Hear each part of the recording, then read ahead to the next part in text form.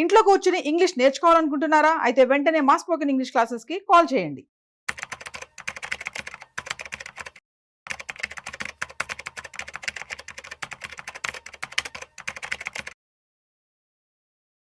చాలా మంది కూడా రిటైర్డ్ అవ్వడానికి సిద్ధమవుతూ ఉంటారు.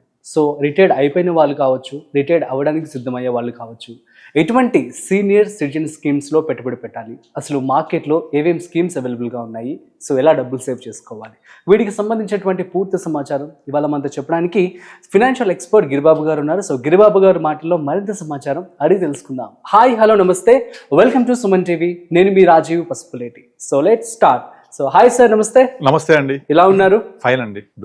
సో సీనియర్ సిటిజన్ స్కీమ్స్ ఇప్పుడు చాలా మంది కూడా అడుగుతూ ఉన్నారు సార్. సో కామెంట్స్ కూడా రావడం జరిగింది. So as a part of it నేను మీకు ఈ పాయింట్ రేస్ చేస్తున్నాను. సో ఏమేమి స్కీమ్స్ అవైలబుల్గా ఉన్నాయి, అసలు సీనియర్ సిటిజన్స్ అంటే ఆ టైంకి లైఫ్ సెటిల్ అయిపోవాలి కదా, కానీ ఆ టైంలో కూడా స్కీమ్స్ అంటే అసలు ఎంతవరకు వర్కౌట్ అవుతాయి అండ్ ఎలాంటి రిటర్న్స్ వస్తూ ఉంటాయి?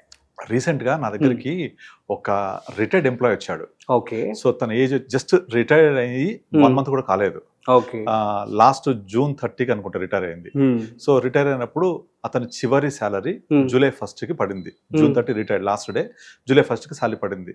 పడిన తర్వాత ఇంకా ఆల్మోస్ట్ ఆల్ ఒక 10 days అవుతుంది ఇప్పుడు. ఓకే.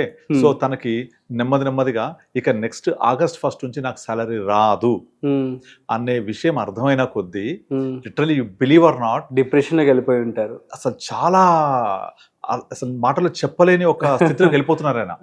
గత 32 సంవత్సరాల నుంచి సర్వీస్ లో ఉండి 32 సంవత్సరాల నుంచి ప్రతి నెల ఫస్ట్ టింగ్ అని మెసేజ్ వచ్చేసరి పొద్దున శాలరీ పడేది. అలాంటిది నాకు చివరి శాలరీ వచ్చేసింది, ఇక నెక్స్ట్ August 1st నుంచి శాలరీ రాదు అనే విషయాన్ని గుర్తొచ్చి చెప్పిన వల్ల డైజెస్ట్ చేసుకోలేకపోతున్నాడు తను. అయ్యో. మరి మీరు ఏం చేశారు సార్? ఇప్పుడు ఇదివరకు సంపాదించినది ఏంటి అంటే, నాకు చాలా బాధ్యతలు ఉండే, మాకు 3 పిల్లలు, 2 పెళ్లిళ్ళు అయిపోయాయి, ఇంకొక సంబంధం ఇంకొక వాళ్ళకి పెళ్లి చేయాలి, సిస్టర్స్ ని సెటిల్ చేసేది ఉండే, పేరెంట్స్ ని చూసుకోవాలి, ఒక్కనే కొడుకుని, నాకు 3 చెల్లెళ్ళు, ఒక అక్క, అందరికి సెటిల్ చేయడం, ఇలా బాధ్యతలతోటే గడిచిపోయింది. ఇప్పుడు నాకు 3 పిల్లలు, 2 సెటిల్ అయిపోయారు, ఒక్కరికి నేను ఇప్పుడు పెళ్లి చేయాలి. నాకు ఇప్పుడు రిటైర్ అయ్యాక డబ్బులు వస్తాయి, కొత్త రిటైర్మెంట్ కార్పస్ వస్తాయి. వచ్చిన తర్వాత ఆ డబ్బులతోటి ఇప్పుడు నాకు 3వ సంతానానికి పెళ్లి చేయాలి, సెటిల్ అయిపోతుంది. కానీ ఇక్కడ నా ప్రాబ్లం ఏంటంటే, నాకు మంత్లీ ఇన్కమ్ ఎవరు ఇవ్వాలి? ఓకే. ఇప్పుడు నా వయసు 61 సంవత్సరాలు, స్టేట్ గవర్నమెంట్ అయినా. సో 61 సంవత్సరాలు, ఇంకా నేను కనీసం వర్స్ కండిషన్ లో కూడా ఒక 20 సంవత్సరాలు బతకొచ్చు కదా. ఇప్పుడు మనం నార్మల్ గా మన గ్రాండ్ ఫాదర్స్ చూస్తే వాళ్ళ రిటైర్మెంట్ ఏజ్ తర్వాత బ్రతిక ఏజ్ తక్కువ ఉండేది, మన ఫాదర్స్ ఏజ్ నుంచి కొంచెం పెరిగింది. ఇప్పుడు జనరేషన్ ఇంకా పెరుగుతోంది. సో అట్లీస్ట్ ఒక 10 నుంచి 15 సంవత్సరాలు తను హ్యాపీగా జీవనం కొనసాగించవచ్చు. కానీ ఈ టైంలో తనకి ఎవరు ఇవ్వాలి? అయితే పెన్షన్ వస్తుంది, కొంచెం ఒక పెన్షన్ వస్తుంది, డౌట్ లేదు అందులో. కానీ అతని బాధ్యతలు పూర్తిగా అవ్వలేదు. ఎంతైనా పెన్షన్ అనేది ఫుల్ అమౌంట్ రాదు కదా. సో ఆ వచ్చే డబ్బులు సరిపోతాయా? సరిపోవు. అండ్ అన్ఫార్చునేట్లీ సొంత ఇల్లు కూడా లేదు. అయ్యో.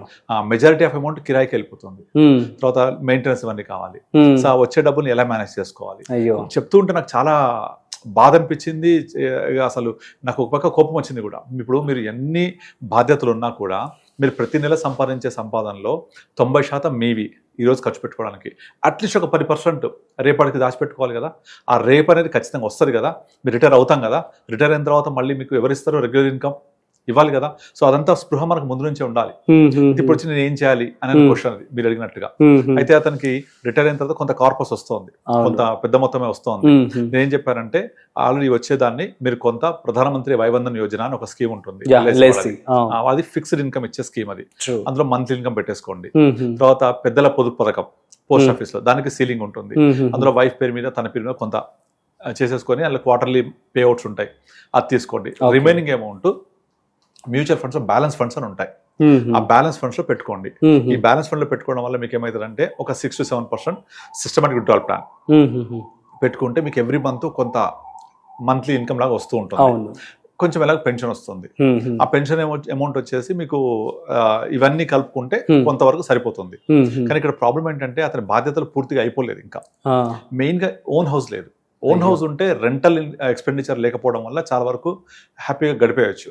కానీ మెయిన్గా రెంటల్ ఎక్స్పెండిచర్ ఉంది, అదర్ ఎక్స్పెన్సెస్ ఉన్నాయి, ఇంకా వాళ్ళ వాళ్ళ పిల్లల మనవాళ్ళు వస్తారు, కొన్ని రకాల ఎక్స్పెన్సెస్ ఉంటాయి. తను ఇప్పటిదాకా ఇండియాలో ఎటువంటి ప్రాంతానికి వెళ్ళలేదు, ఎక్కడ చూడలేదు, టెంపుల్స్ తిరగలేదు, అవన్నీ ఆయన తిరగాలనుకుంటున్నాడు. ఇండియా మొత్తం ఎక్స్ప్లోర్ చేయాలి నేను అంటే, దేవాలయాలు వెళ్ళాలి, వైష్ణోదేవి ఆలయంకి వెళ్ళాలి, మానసరోవర్ యాత్రకు వెళ్ళాలి, నేను నార్త్ ఇండియాకి వెళ్ళాలి. ఇది ఏది ఇప్పటిదాకా నా ఉద్యోగ జీవితంలో పొద్దున్న లేస్తే రాత్రి వరకు జాబ్ అలా చేస్తూ నేను అసలు లైఫ్ ని లివింగ్ అనేది నేను మర్చిపోయాను. జీవితం అంటే జీవించడం కదా, అది లేదు. ఇవాళ వచ్చి నాకు టైం ఉంది కానీ డబ్బులు లేవు. అప్పుడేమో డబ్బులు ఉన్నాయి కానీ టైం లేదు. సో ఇవాళ టైం ఉంది కానీ డబ్బులు లేవు. సో మొదట మన వయసులో ఉన్నప్పుడు కూడా అంతే, టైం ఉంటుంది, ఎనర్జీ ఉంటుంది కానీ డబ్బులు ఉండవు. తర్వాత డబ్బులు ఉంటాయి కానీ టైం ఉండదు. ఇవాళ డబ్బులు లేవు కానీ టైం ఉంటుంది, ఎనర్జీ కూడా ఉండదు. కనుక ఎప్పుడు ఈ మూడింటిని బ్యాలెన్స్ చేసుకుంటూ వెళ్ళాలి, టైం, మనీ, ఎనర్జీ, ఈ 3 కూడా. అది బ్యాలెన్స్ చేసుకుంటే మన లైఫ్ కూడా బ్యాలెన్స్ ఆఫ్ పేమెంట్స్ లాగా పర్ఫెక్ట్గా వెళ్తుంది. సో అతనికి వచ్చే డబ్బుల్ని ప్రాపర్గా ఇన్వెస్ట్ చేసుకోవడానికి అన్ని ప్లానింగ్ చెప్పాను నేను. అదే మీరు అడిగినట్టుగా పెద్దల పొదుపు పథకం ఒకటి పోస్ట్ ఆఫీస్ వాళ్ళు ఇస్తారు, గ్యారంటీడ్ రేట్ ఆఫ్ రిటర్న్ ఉంటుంది, 5 years లాక్ ఇన్ ఉంటాయి. ప్రధానమంత్రి వైవందన్ యోజన ఇందులో చేసుకోవచ్చు. ఇక మూడోది, ఈ రెండున్న తర్వాత బ్యాంక్ ఎఫ్డీకి వెళ్ళాల్సిన అవసరం లేదు. ఎందుకంటే మెయిన్ గా చాలా మంది ఏం చేస్తారంటే ఇక్కడ తప్పు చేస్తారు, బ్యాంక్ ఎఫ్డీ చేసేసి కూర్చుంటారు. బ్యాంక్ లో చేస్తే ప్రాబ్లం ఏంటంటే రీఇన్వెస్ట్మెంట్ రిస్క్ ఉంటుంది అక్కడ. రీఇన్వెస్ట్మెంట్ రిస్క్ అంటే ఏంటి, మీరు ఎఫ్డీ చేస్తారు, ఇవాళ 1 year తర్వాత ఏం చేయాలి, దాన్ని రెన్యువల్ చేయాలా, అప్పటికి వడ్డీ రేట్లు ఏమైతాయి, తగ్గిపోతాయి కదా, తగ్గొచ్చు. అదే రెపో రేట్ కట్ చేసిన కొద్ది డిపాజిట్స్ తగ్గుతూ ఉంటాయి. కనుక బ్యాంక్ లో చేస్తే రీఇన్వెస్ట్మెంట్ రిస్క్ ఉంటుంది మనకు. అంటే మళ్ళీ 2nd year 3rd year renew చేస్తూ పోతుంటే తగ్గిపోతుంటుంది. So better avoid banks. దాన్ని ప్రత్యామ్నాయం Pradhan Mantri Vaya Vandana Yojana, guaranteed income 10 years, sovereign guarantee, LIC, అన్ని విధాలుగా బాగుంటుంది. రెండోది పోస్ట్ ఆఫీస్ పెద్దల పొదుపు పథకం, సీనియర్ సిటిజన్ సేవింగ్స్ స్కీమ్. ఇందులో వైఫ్ కి హస్బెండ్ కి లిమిట్స్ ఉంటాయి, ఆ ప్రకారంగా ఇద్దరు ఫుల్ఫిల్ చేసుకోవచ్చు. ఇక ఆ 2 అయిపోయిన తర్వాత రిమైనింగ్ అంతా కూడా, అంటే ఇప్పుడు పెద్దల పొదుపు పథకంలో 15 లక్షలు ఒక్కొక్కళ్ళకి ఉంటుంది, 30 లక్షలు అయిపోతుంది. ఒక 10 లక్షలు ఎల్ఐసీలు కూడా లిమిట్ 10 లక్షల నుంచి చేయలేము. ఇవి 40 లక్షలు అయిపోతే రిమైనింగ్ డబ్బులన్నీ కూడా మ్యూచువల్ ఫండ్ లో, బ్యాలెన్స్ ఫండ్ లో పెట్టుకోవచ్చు. ఇన్స్టెడ్ ఆఫ్ బ్యాంక్ ఎక్కడైతే రీఇన్వెస్ట్మెంట్ రిస్క్ ఉంటుందో దాన్ని అవాయిడ్ చేసి మ్యూచువల్ ఫండ్స్ పెట్టుకొని బ్యాలెన్స్ ఫండ్స్, ఇందులో ఈక్విటీ ఎక్స్పోజ్ తక్కువ ఉంటుంది, వాలటాలిటీ తక్కువ, మీకు రిస్క్ ఉండదు, రిటర్న్స్ కూడా మోడరేట్ గా ఈ రెండింటిని పోస్ట్ ఆఫీస్ ని ఎల్ఐసిని బీట్ చేస్తుంది. 9% ప్లస్ వస్తుంది, 9-10% ఈజీగా ఎక్స్పెక్ట్ చేయొచ్చు. దాన్ని systematic withdrawal plan around 6% per month, perfect balance. LIC, పెద్దల పొదుపు పథకము, బ్యాలెన్స్ ఫండ్స్ లో ఎస్డబ్ల్యూపీ, ఇలా చేసుకొని తనకు వచ్చే మనీ మొత్తాన్ని ఇన్వెస్ట్ చేసుకుంటే హ్యాపీగా ఒక 60,000 నుంచి 70,000 మధ్య వచ్చేలాగా ప్లాన్ చేశాను నేను. అఫ్ కోర్స్ శాలరీ 1,25,30,000 వచ్చేది దీనిపోయే రోజు, అంత రాకపోవచ్చు. పెన్షన్ కలుపుకుంటే ఒక నియర్ బై ఒక 80,000, 90,000, 1 lakh వరకు వస్తుంది. సో అందులో రెంట్ ఒక 30,000 పోతుంది, మన మెయింటెనెన్స్ ఎక్స్పెన్సెస్, మెడికల్ ఎక్స్పెన్సెస్ ఇవన్నీ పోతే ఇక ఆడికి సరిపోయేలాగా ప్లాన్ చేసాం అనమాట. హ్యాపీగా ఫీల్ అవుతున్నాడు, హ్యాపీ ఫీల్ అయ్యాడు. సో కానీ కాకపోతే తను ఫస్ట్ మినిట్ లో నేను రిటైర్ అయ్యాను, నాకు శాలరీ రాదు, ఫస్ట్ వస్తే నాకు ఏం చేయాలి అర్థం కావట్లేదు, నాకు రెంట్ కట్టాలి, ఇవన్నీ ఉన్నాయి. మరి ఎందుకు ఇల్లు తీసుకోలేదు అంటే ఊర్లో ఉంది. అయ్యో, కానీ ఊర్లో ఉంది కానీ అది అమ్మాలంటే అమ్మలేము, అటాచ్మెంట్. మరి హైదరాబాద్ లో సెటిల్ అయ్యాం కదా, ఇక్కడ ఇల్లు కొనుక్కోవాలంటే కొనలేము, కామన్ మ్యాన్ కి అందే పరిస్థితులు లేదు ఇల్లు ఇప్పుడు. సో ఇక్కడ కొనలేము, ఉన్నది అమ్మలేము, అక్కడ వెళ్ళి ఉండలేము, ఇక్కడ ఉండాలి. సో ఇవన్నీ ప్రాబ్లమ్స్. అక్కడ కిరాయి వస్తుందా, రాదు, ఇక్కడ కిరాయి ఎక్కువ కట్టాల్సి వస్తుంది. ఇవన్నీ problems.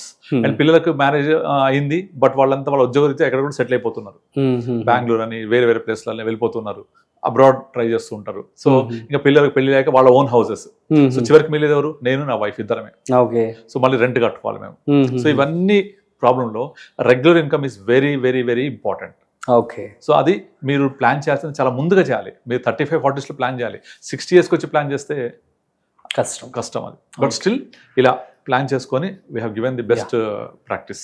Super sir, thank you so much. So guys, అర్థమైంది కదా. సో ఇట్లాగా మీరు ప్లాన్ చేసుకోండి మీ యొక్క ఇన్కమ్ని కావచ్చు, అదేవిధంగా సో రిటైర్మెంట్ తర్వాత ఈ విధంగా ఇన్వెస్ట్మెంట్ చేసుకొని డబ్బులు సేవ్ చేసుకోండి. So that's it. సో మరొక ఇంట్రెస్టింగ్ కాంటెంట్తో మళ్ళీ కలుద్దాం. అంతవరకు చూస్తూనే ఉండండి సుమన్ టీవీ.